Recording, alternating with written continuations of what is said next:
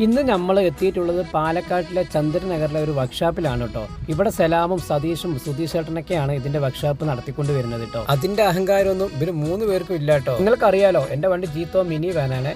ഈ വണ്ടിക്ക് ഒരു കൺട്രൈഡ് ബേരങ്ങ് കയറി പിടിച്ച് വണ്ടി സ്റ്റക്കായി കംപ്ലൈൻറ്റ് ഉണ്ടായിരുന്നു ഈ വണ്ടിക്ക്. അപ്പോൾ അത് ഒഴിവാക്കാൻ വേണ്ടിയാണ് കേട്ടോ ഞാനിങ്ങനെ ഈ അടി കട്ട് ചെയ്തിട്ട് നമ്മുടെ ആപ്പയുടെ മോഡലാക്കി വെച്ചിരിക്കുന്നത്. ഇത് ചെയ്ത് കഴിഞ്ഞ് നമുക്ക് ഏത് സമയത്തും കൺട്രൈഡ് ബേരങ്ങ് നമുക്ക് മാറ്റാവുന്നതാണ്. ആപ്പൻ്റെ അതേ മെത്തേഡ് തന്നെയാണ് കേട്ടോ ഇതിലുണ്ടാക്കിയാക്കണേ. ഇങ്ങനെ ആരെങ്കിലും ചെയ്യാത്തവരുണ്ടെങ്കിൽ നിങ്ങൾ ചെയ്തോളൂ. നമുക്ക് ലൈഫിൽ ഇത് ഗുണം ചെയ്യും. എന്താ കാര്യം വെച്ച് കഴിഞ്ഞാൽ, നമുക്ക് കമ്പനി പറയുന്നത് 2.25 ലിറ്റർ ഓയിലാണ്.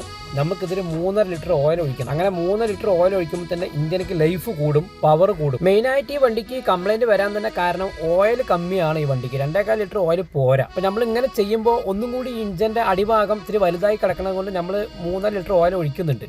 അങ്ങനെയാകുമ്പോൾ നമുക്ക് ഹൈറേജ് ഒക്കെ കയറി പോകുമ്പോൾ ഓയിൽ നന്നായിട്ട് ഇഞ്ചിൻ്റെ എല്ലാവിടേക്കും കിട്ടും. അതുകൊണ്ട് കംപ്ലൈൻറ്റുകൾ അധികം പെട്ടെന്ന് ഉണ്ടാവില്ല എന്ന് വിചാരിക്കുന്നു.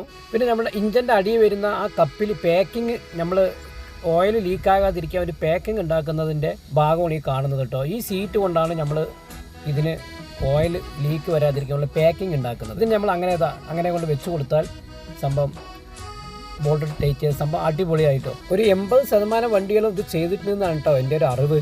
ആരെങ്കിലും ചെയ്തവരുണ്ടെങ്കിൽ ഒന്ന് കമൻ്റായിട്ട് അറിയിക്കണേ. താങ്ക്